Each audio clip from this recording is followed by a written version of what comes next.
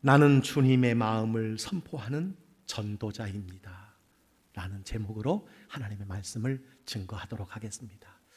우리는 태어나서 죽을 때까지 끊임없는 선택을 하면서 살아갑니다. 그래서 인생은 선택이라는 말이 있습니다.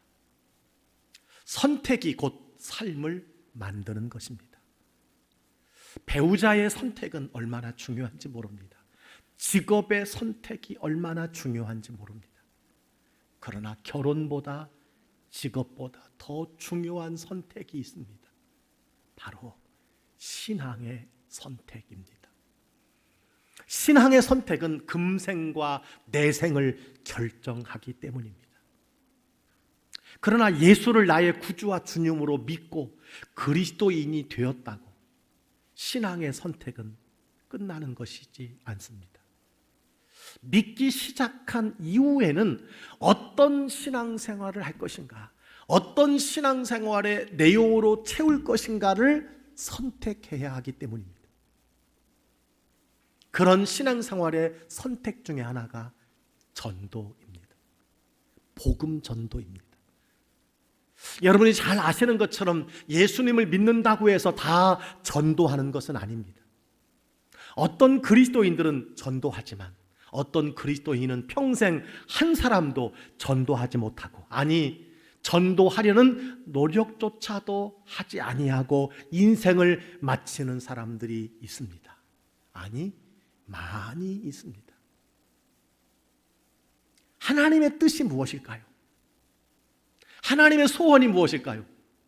요한복음 6장 40절은 우리에게 말씀해 주고 있습니다. 내 아버지의 뜻은 아들을 보고 믿는 자마다 영생을 얻는 이것이니. 하나님의 뜻은 한 가지입니다. 누구나 예수 그리스도를 믿어 영원한 생명을 얻는 것입니다. 양으로 생명을 얻고 더 풍성히 얻게 하는 것이 예수님의 뜻, 하나님의 뜻이라는 것입니다. 하나님의 소원이라는 것입니다. 우리는 이것을 한시도 잊지 말아야 합니다. 교회는 이것을 한시도 잊지 말아야 합니다. 하나님께서는 복음을 전함으로 세상을 구원하시기 원하십니다. 그런데 복음을 전하려면 전하는 자가 있어야 되지 않겠습니까? 그래서 예수님께서 세상에 오셔서 말씀 전하는 데 많은 시간을 투자하셨습니다. 두루 다니며 복음을 전파하셨습니다. 그리고 하늘나라로 올라가시기 전에 말씀하셨어요. 내가 올라가면 또 다른 보혜사, 또 다른 예수 그리스도를 너희에게 보내주시리라 말씀해 주셨습니다. 믿는 자들이 한 장소에 모여서 기도할 때 그 성령이 임하셨어요. 성령님이 오셨습니다. 그래서 교회는 시작이 되었고, 교회는 부흥하기 시작을 했고, 교회는 땅끝까지 이르러 복음을 증거하기 시작을 했습니다. 그렇습니다. 예수님이 보내주신 이 보혜사 성령님은 교회로 하여금 세상에 복음을 전하게 하려고 오신 분입니다. 그러므로 성령이 임하시는 교회는, 성령이 내주하시는 인생은 복음을 증거하게 되어 있습니다. 성령을 모시고 사는 사람은 누구든지 복음을 전하려는 열정을 가슴에 품게 되어 있어요. 하나님의 나라는 복음을 전하는 자들을 통해서 완성되게 하셨다는 사실을 여러분 기억하시길 바랍니다. 그러므로 땅끝까지 복음이 전파되는 그날까지, 예수님이 다시 오시는 그날까지 이 복음 전도는 중단 없이 여러분 전해져야 되는 줄 믿습니다. 여러분 기억하시기 바랍니다. 전도는 교회의 선택 과제가 아닙니다. 전도는 교회의 필수적 과제입니다. 전도는 교회의 여러 가지 옵션 중에 하나가 아닙니다. 영혼을 구원하여 제자 잡는 것, 이것이 가장 중요한 교회의 사명입니다. 교회의 가장 중요한 과제입니다. 여러분 복음 전도는 해도 되고 안 해도 되는 것이 아니라 반드시 교회와 성도가 순종해야 하는 필수 과목이라는 사실입니다. 따라서 그리스도인은 항상 사도 바울의 심정을 가져야 합니다. 오늘 사도 바울은 자신의 복음 전도에 대한 심정을 솔직하게 고백해 주고 있습니다. 그것이 고린도전서 9장 16절의 말씀입니다. 내가 복음을 전할지라도 자랑할 것이 없으면 내가 부득불 할림이라. 만일 복음을 전하지 아니하면 내가 화가 있을 것이로다. 사도 바울은 복음을 전하는 것을 부득불 할 때가 있다고 고백을 하고 있습니다. 부득불, 이게 무엇입니까? 하기 싫은데도 억지로 할 때가 있다는 것입니다. 왜냐하면 억지로라도 안 하면 하나님이 자기에게 화를 내릴지 모르기 때문에 그것이 두려워서라도 때로는 억지로 한다는 것입니다.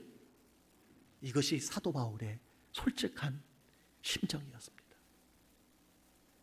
사도 바울조차도 어떤 때는 전도하기 싫을 때가 있었다는 것입니다. 그럼에도 불구하고 억지로 부득불 복음을 전했다는 사실입니다. 왜 그랬을까요? 하나님이 복음 전도를 믿는 자에게 맡겼기 때문입니다. 믿는 자로서 하나님의 명령에 순종하기 위해서 전했다는 것입니다. 저와 여러분도 이러한 사도 바울의 심정을 가지고 세상을 살아갈 수 있기를 주의 이름으로 축복합니다. 최근 한국 교회 교인들의 신앙생활의 실태를 조사한 일이 있었습니다. 조사에 의하면 지난 몇 년간 누군가를 전도하여 등록시킨 적이 있느냐라고 하는 설문에 그렇다고 대답한 성도가 21%였고 그런 일이 없노라고 대답한 성도가 79%였다고 합니다. 따라서 교회에 다니는 사람 중에 전도하는 사람은 5분의 1에 불과하다는 거예요. 5분의 4의 교인들은 전도하지 못하는 신앙생활을 하고 있다는 것을 말씀해 주고 있습니다. 여러분, 이 보고서가 한국 교회를 반영한다면 교회가 아무리 영혼 구원을 강조하여도, 목사가 아무리 강단에서 전도를 강조하여도 전도에 참여하리라 기대되는 교인은 5분의 1에 그친다는 거예요. 제가 오늘 여러분에게 묻고 싶은 것이 있습니다. 여러분은 평생 신앙생활하면서 전도를 안 하는 교인의 삶을 선택하시겠습니까? 아니면 하나님의 뜻이요, 하나님의 소원이요, 하나님의 명령인 복음 전도의 삶을 선택하시며 살아가시겠습니까? 저는 여러분들이 하나님의 뜻, 주님의 명령을 실천하려고 애쓰는 전도자의 삶을 살아가기를 주의 이름으로 축복합니다. 자, 그렇다면 우리가 물어야 할 더 근본적인 질문이 있어요. 도대체 복음 전도가 무엇이기에 그렇게 중요하냐는 겁니다. 그냥 나는 편안하게 나 혼자 예수 믿고 혹 우리 가족들, 자녀들 예수 믿게 하면 그만이지, 왜 이 복음 전도가 그렇게 중요하냐는 겁니다. 오늘 사도 바울은요, 본문에서 고린도 교인들에게 만일 자신이 전도를 안 한다면 자신에게 화가 있을 것이라는 고백을 말하면서 복음 전도는 그리스도에게 도대체 무엇인가라고 하는 것을 우리에게 가르쳐주고 있습니다. 여러분, 사도 바울이 우리에게 가르쳐주는 복음 전도가 도대체 무엇일까요? 왜 그렇게 복음을 전해야 되는 것일까요? 첫째, 복음 전도는 의무입니다. 믿는 자의 의무예요. 교회의 의무입니다. 여러분, 16절은 이렇게 오늘 말씀해 주고 있습니다. 내가 복음을 전할지라도 자랑할 것이 없음은 내가 부득불 할림이라. 사도 바울은 복음 전도를 부득불 할 일이라고 고백하고 있어요.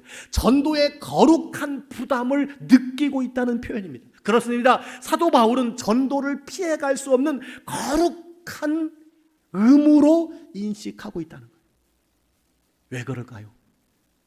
그것이 바울을 구원하시고 바울에게 은혜를 베풀어 주신 하나님의 기대이기 때문입니다. 하나님의 소원이기 때문입니다. 하나님께서는 구원받은 나를 통해서 다른 사람들이 구원받게 되는 것이 하나님의 기대예요. 하나님의 소원이에요. 하나님의 뜻이라는 것입니다. 그래서 주님은 복음 전도를 지상 명령으로 주셨어요. 대사명으로 주셨습니다. 유언으로 우리에게 맡겨주셨습니다. 그래서 여러분 마태복음에 보니까 가서 모든 민족을 제자 삼으라고 말씀해 주셨어요. 마가복음에는 너희는 온 천하에 다니며 만민에게 복음을 전파하라고 했습니다. 누가복음에는요, 죄사함을 받게 하는 회개를 모든 족속에게 전파하라고 했습니다. 요한복음에는 내가 너희를 전도하라고 세상에 보낸다라고 말씀해 주셨습니다. 사도행전에는 너희가 가까운 곳에서부터 땅끝까지 이르러 복음의 증인이 되라고 말씀해 주셨습니다. 여러분, 이것이 대명령입니다. 이것이 지상 최대의 명령입니다. 이것이 주님의 소원입니다. 여러분, 만약에 교회가 예수를 믿는 사람들이 이 명령을 따르지 않는다면 적당히 넘어갈 일일까요? 군대 용어로 명령 불복종입니다. 하나님의 명령에 불복종하는 겁니다. 여러분, 가벼운 죄가 아닙니다. 그래서 사도 바울은 내가 이 의무를 수행하지 않으면 내게 화가 있을 것이다 라고 고백을 했습니다. 사랑하는 성도 여러분, 특별히 생명의 공동체 이 캠페인을 통해서 이 거룩한 전도의 명령을 여러분 수행하지 않으시겠습니까? 코로나 팬데믹 3년은 지구촌을 고통 가운데 몰아넣었습니다. 한국 사회를 고통 가운데 몰아넣었습니다. 특별히 한국 교회가 큰 어려움을 당했습니다. 아직도 전국 대다수 교회의 20%가 예배에 참여하지 않고 있습니다. 저는 이 코로나 팬데믹에 한국 교회에 4가지 과제를 주었다고 확신합니다. 그것이 무엇입니까? 다시 하나님의 능력을 믿으라는 거예요. 다시 하나님의 능력을 사모하라는 겁니다. 두 번째는 다시 성령으로 충만케 하라는 거예요. 다시 성령으로 충만케 하라. 다시 기도의 불이 타오르게 하라고 하는 하나님의 계획과 뜻인 줄 믿습니다. 마지막으로 다시 열정적인 전도자가 되라는 하나님의 분부요 명령인 줄 믿습니다. 이 의무를 다시 감당하라는 하나님의 섭리인 줄 믿습니다. 여러분, 복음 전도는 의무입니다. 두 번째, 복음 전도는요, 특권이라는 사실입니다. 사도 바울은 전도를 부득불해야 할 의무라는 생각에 머물지 않았어요. 여러분, 전도를 단지 의무라고 여기면 쉽게 지치고 짐이 되기 때문입니다. 그래서 사도 바울은 복음 전도를 상급이 기다리는 즐거운 특권으로 여겼습니다. 복음 전도는 특권이라는 거예요. 여러분 한번 따라해 보세요. 복음 전도는 특권이다. 예, 그래서 17절에 이렇게 고백을 합니다. 내가 자의로 이것을 행하면 상을 얻으려니와. 전도를 단순히 의무로 여기지 않고 자원한다면, 자의로 전도한다면 상을 받으리라고 고백하고 있습니다. 여러분, 그리스도인들에게 복음 전도는 거룩한 의무일 뿐만 아니라 즐거운 특권인 줄 믿습니다. 즐거운 특권이에요. 가장 존귀한 상금이 약속된 특권이라는 사실입니다. 자, 그렇다면 전도할 때, 자원해서 전도할 때 그 상급의 정체가 무엇일까요? 오늘 18절에 이렇게 말씀해 주고 있습니다. 다 같이 한번 읽어볼까요? 그런즉 내 상이 무엇이냐? 내가 복음을 전할 때에 값없이 전하고 복음으로 말미암아 내게 있는 권리를 다 쓰지 아니하는 이것이로다. 아멘. 바울은요, 자기가 누릴 수 있는 권리를 포기하고 복음을 전하는 그 자체가 특권이라고 고백하고 있어요. 상급이라고 고백하고 있어요. 여러분, 이 역설적인 고백을 이해할 수 있겠습니까? 몇 년 전 수원 기독 호스피스 병원 대표인 김환근 목사님, 제가 함께 외국에서 공부할 때 3년을 함께 공부했던 목사님이에요. 이분이 이런 이야기를 저에게 전해주셔요. 이 호스피스 병동에서 10년 이상 꾸준하게 환자를 돌보는 자신과 같은 교회를 섬기는 권사님이 계셨다고 합니다. 이 권사님이 10년 동안 비가 오나 눈이 오나 호스피스 병동의 환자들을 얼마나 정성스럽게 잘 돌보는 자원봉사자인지 너무 감사해서, 너무 미안해서 추석을 맞이해서 100만 원을 넣어서 그 권사님에게 드렸다고 합니다. 그런데 곧 그 권사님이 목사님에게 찾아오셨다는 거예요. 봉투를 내밀던지 정색을 하시면서 그냥 이렇게 말씀하시더라는 거예요. 목사님이 왜 제 상급을 빼앗아 가시는 겁니까? 목사님, 제가 겨우 이 물질 보상을 바라고 봉사한 줄 아십니까? 이것을 주신다면 더 이상 제 기쁨이 사라지고 저는 기쁨으로 일할 수 없습니다. 이렇게 말씀하시고 하시더라는 거예요. 목사님이 한참을 그 권사님의 말이 뇌리에 가슴에 새겨졌어요. 그분 권사님의 헌신에 내가 부끄러웠다는 말씀을 하신 적이 있습니다. 저는 오늘 본문의 사도 바울의 고백이 이런 차원의 고백이었다고 생각을 합니다. 바울에게는 복음 전도 그 자체가 은혜였고 즐거움이었고 감사였던 거예요. 하나님이 내게 주신 그 은혜를 내가 누군가에게 전할 수 있다는 것, 섬길 수 있다는 것, 그것이 너무 큰 은혜요 감사했다는 거예요. 때로 전도하다가 당하는 여러분 고통까지도, 비난까지도, 비아냥까지도 십자가를 지는 기쁨이었다는 거예요. 그래서 사도 바울은 전도는 특권이라고 이야기했고, 자의로 스스로 전도하는 사람에게는 하나님이 상을 주신다고 말씀해 주신 줄 믿습니다. 여러분, 이 말씀은 전도를 해본 사람만이 알 수 있는 고백인 줄 믿습니다. 전도를 해본 사람만이 알 수 있는 고백이에요. 여러분, 암 환자 마지막 생에 마지막 생명줄을 붙들고 있는 그 호스피스 병동에서 섬기는 여러분 이 기쁨, 그것을 무엇으로 여러분 표현할 수 있겠느냐라는 것이지요. 따라서 전도는 여러분 특권 중에 특권인 줄 기억하시길 바랍니다. 전도하는 사람들이 또 하나 누리는 특권이 있어요.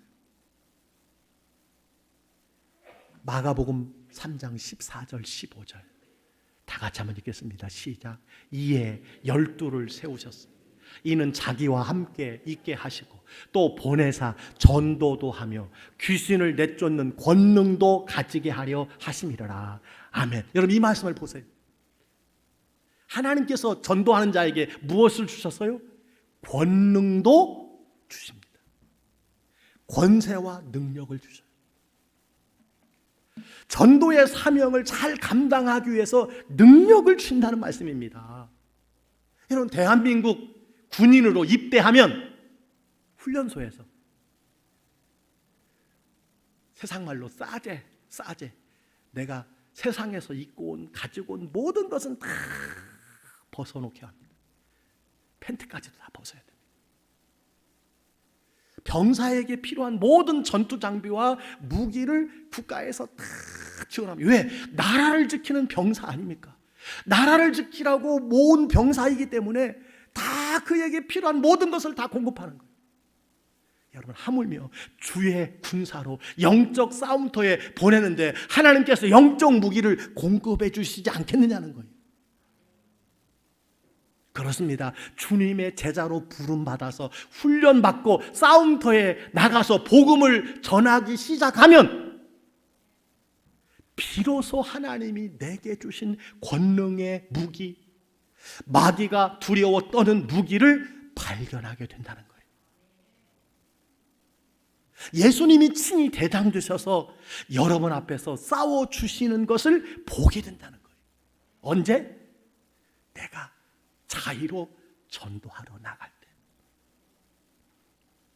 여러분 중에 이렇게 질문하는 분이 있을 거예요. 목사님, 나는 오래 예수를 믿었는데 왜 나에게는 어떤 능력이 나타나지 않지요? 아니, 어떤 사람은 예수 믿고 여러 가지 간증들이 너무 많은데 왜 나는 간증할 것이 없는 것인가요? 왜 나에게는 하나님이 여러 가지 능력을 안 주시는 것일까요? 왜 그럴까요? 영혼 구원의 현장에, 전도 현장에 나가지 않기 때문이에요.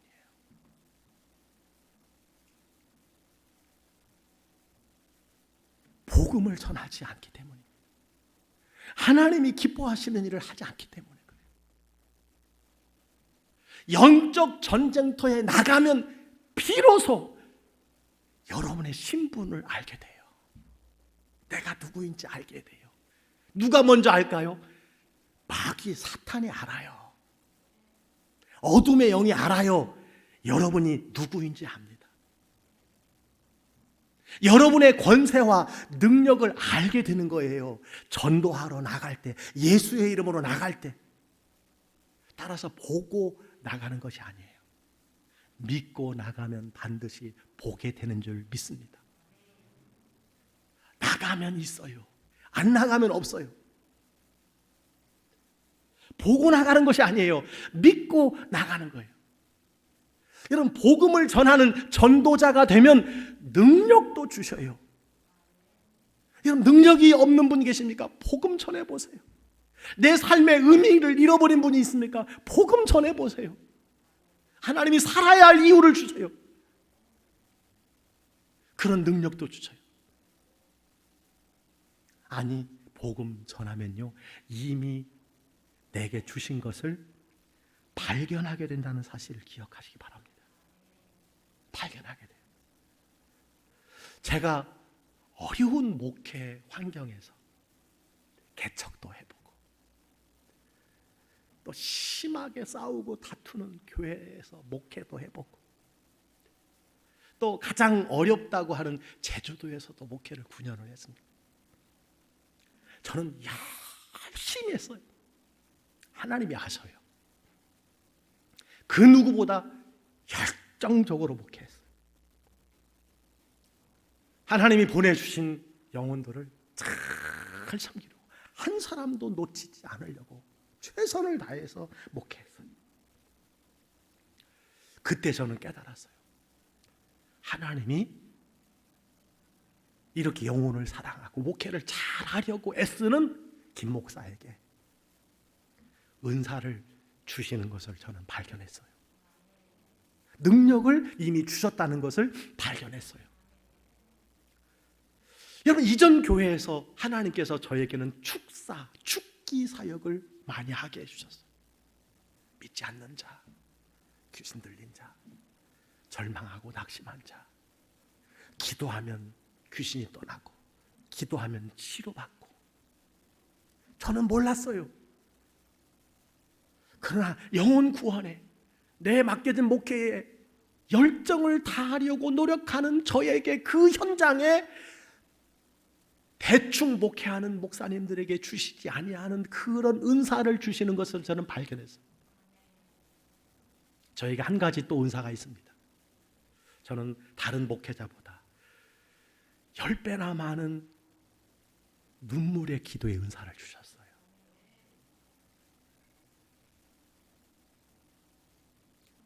목회하면서 많이 울었습니다. 가정의 변화를 위해서 많이 울었어요. 그것이 눈물의 은사가 되었어요.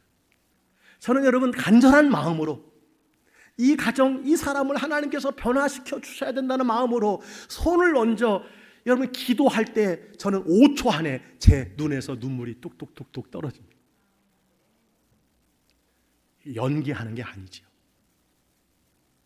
그래서 하나님께서 그 눈물을 통해서 많은 일들을 이루어 주셨고, 흙수저 같은 저를 이렇게 하나님께서 이곳까지 서게 해 주신 것을 저는 생각할 때 얼마나 감사한지 몰라요. 복음을 전하는 전도자가 되면 능력을 주셔요. 여러분, 복음 전도는 특권인 줄 믿으시기를 주의 이름으로 축원합니다. 세 번째 복음 전도는요, 사명입니다. 17절 말씀을 다 같이 한번 읽겠습니다. 시작. 내가 자의로 이것을 행하면 상을 얻으려니와 내가 자의로 아니한다 할지라도 나는 사명을 받았노라. 아멘. 여러분, 전도는 사명 받은 자의 목이에요. 사도 바울은 물론 자원하는 마음으로 전도하지만 때로 의무감 때문이라도 전도는 포기할 수 없는 사명이라고 했어요. 사명이 무엇입니까?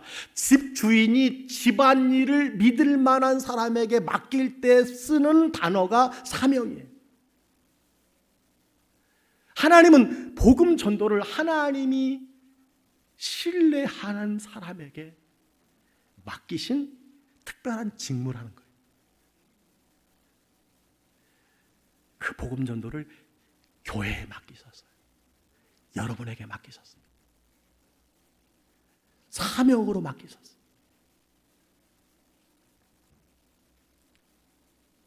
마가복음 3장 11절 12절에 보면요,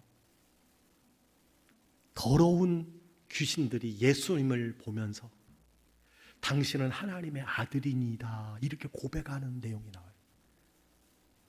그 말씀 보니까 예수님이 더러운 귀신들이 예수님을 그리스도라고 하나님의 아들이라고 말하는 것을 허락하지 않았다라는 말씀이 나와요. 경고했다는 말이 나옵니다. 귀신들이 예수님이 하나님의 아들이라고 전도하는 것을 금지했어요. 경고했어요. 하지마 라고 말씀해 주셨어요. 왜 그랬을까요? 왜 그랬을까요?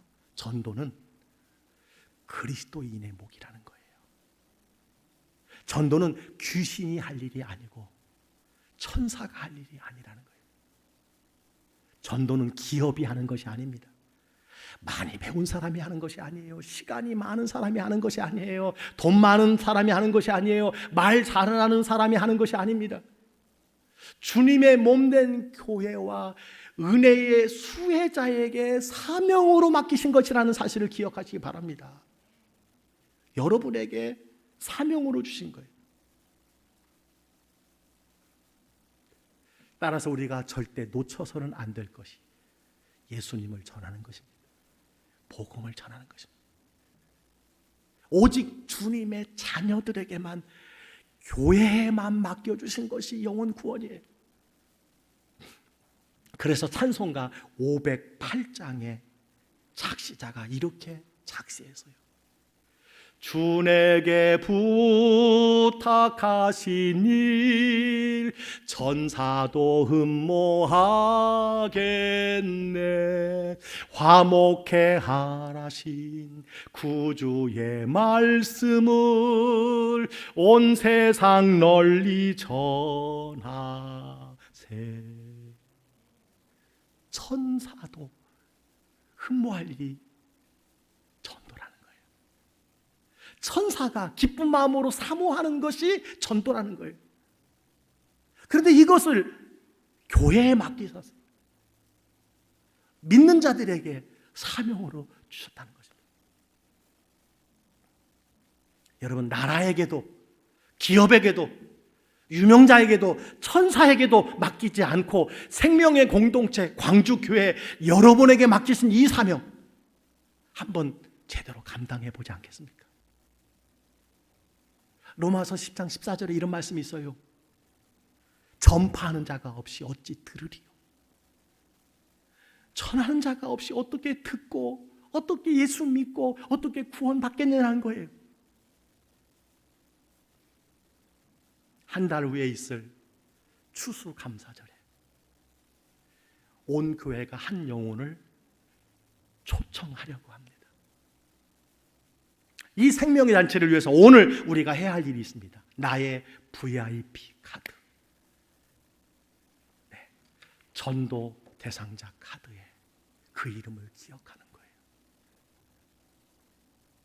예수 믿었으면 좋겠다고 하는 사람의 이름을 기록하는 거예요. 그래서 반절 나누어서 보관하고 날마다 기도하고 교회 제출하고 교회가 함께 기도하고 여러분 주변에 예수님을 믿지 않는 사람이 80%에 이릅니다. 믿음을 떠난 사람들이 얼마나 많은지 모릅니다. 우리 구역 가운데서 2년, 3년, 1년 예배에 나오지 않는 사람들이 많이 있어요. 여러분 찾도록 찾지 아니하겠느냐 주님께서 말씀해 주고 있습니다. 구역 안에서 찾으시기를 바랍니다. VIP 카드를 기록하는 것이 중요합니다. 오늘 혹은 집에 가셔서 꼭 기록하시길 바랍니다. 늘 제가 드리는 말씀이 있어요. 목표가 없으면 아무것도 맞출 수가 없습니다. 이거 좀 띄워주세요. 목표가 없으면 아무것도 맞출 수가 없어요. 복음 전할 대상자를 정하지 않으면 아무도 데려올 수 없어요. 정하지 않으면 한 사람도 데려올 수가 없어요. 정하지 않는다는 것은 나는 한 사람도 데려올 마음 없습니다, 이 뜻이에요. 계획을 세우지 않는 것은 실패를 계획하는 거예요. 대상자를 정하지 아니하고 연락하고 찾아가서 만날 계획을 세워야 데려올 수 있습니다. 선물도 주고 식사도 하고 사정도 하고 빌기도 하고. 여러분 이게 전도예요. 나는 못해, 나는 안 돼, 내 나이가 몇인데. 여러분 옛 생각을 벗어버리고 주님의 거룩한 명령에 순종해 보지 않겠습니까? 자, 그렇다면 이 복음 전도를 위해서 전도자가 가져야 할 마음은 어떤 것인가요? 한 가지만 생각해 봅니다. 주님의 심정을 지닌 전도자. 오늘 35절에 보니까 예수님이 공생의 기간에 두루 다니사 가르치시고 전파하고 고치셨다는 말씀이 있어요. 다 고치시고 전파하고 가르치셨어요. 왜 주님이 이런 사역을 하셨을까요? 오늘 36절에 그 답이 있습니다. 무리를 보시고 불쌍히 여기시니 이는 그들이 목자 없는 양과 같이 고생하며 기진함이라. 여러분 똑같은 상황을 보면서 한심하게 여길 사람이 있고 그것을 불쌍하게 여길 수도 있습니다. 주님은 너무 고생하여 지쳐 쓰러진 무리들을 보시면서 불쌍히 여기는 마음이 들었어요. 불쌍히 여기는 마음이 들었다는 거예요. 여러분 우리는 전도자로서 주님의 이 불쌍히 여기는 마음을 갖게 되기를 주의 이름으로 축원합니다. 이것이 주님의 심정이에요. 이 마음이 한 영혼을 천하보다 귀하게 여기는 주님의 마음인 거예요. 불쌍히 여기는 마음. 오늘 일부 예배 찬양대가 이런 찬양을 해요. 다 표현 못해도 나 표현하리라. 다 고백 못해도 나 고백하리라. 다 알 수 없어도 나 알아가리라. 다 닮지 못해도 나 닮아가리라. 여러분 주님 닮기를 원합니다. 주님과 같이 불쌍히 여기는 마음, 긍휼히 여기는 마음, 이것이 전도자의 마음이라는 거예요. 여러분 이 마음을 가지고 다른 사람을 보면, 이 마음을 가지고 이웃을 보면, 이 마음을 가지고 늘 만나는 사람을 만나는데 그동안 보이지 않았던 이웃의 모습이 보이기 시작하는 거예요. 불쌍하다. 많이 가졌지만, 큰 집에 살지만, 여러분 겉으로는 괜찮아 보이지만 영적으로 갈급하고 불안하고 우울한 사람들이 얼마나 많은지 몰라요. 최근에는 젊은이들이 얼마나 많이, 여러분 오늘 말씀처럼 기진해 있는지 몰라요. 어거스틴은 이런 말을 했어요. 그리스도의 품에 안기기까지 인생의 참된 평안은 없나이다. 그리스도의 품에 안기까지 누구도 인생에 참된 평안은 없나이다. 맞습니다. 그러므로 우리는 힘써 주님의 마음을 가지고 땅끝까지 이르러 복음을 증거하는 전도자가 돼야 되는 줄 믿습니다.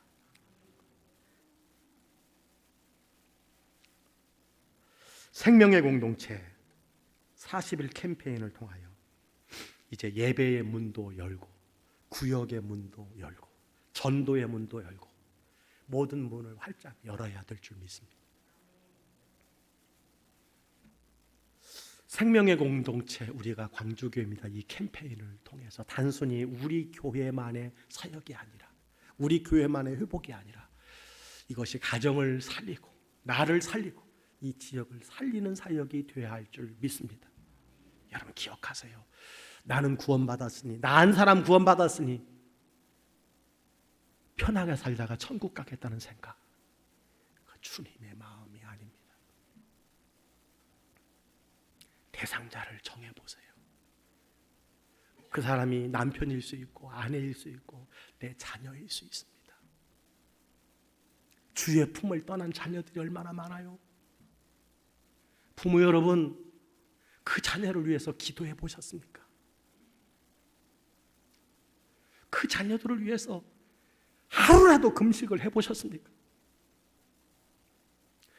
피가 끓는 마음으로 주여 이 생명을 반드시 구원해 주시옵소서, 이 심령으로 주님 앞에 엎드려 보셨느냐는 거예요.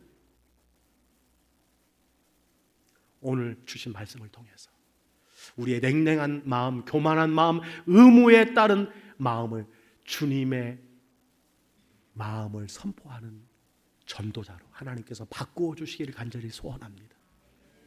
그래서 주님의 마음을 전하는, 땅끝까지 복음을 전하는 전도자들이 다 되시기를 주의 이름으로 간절히 축복합니다.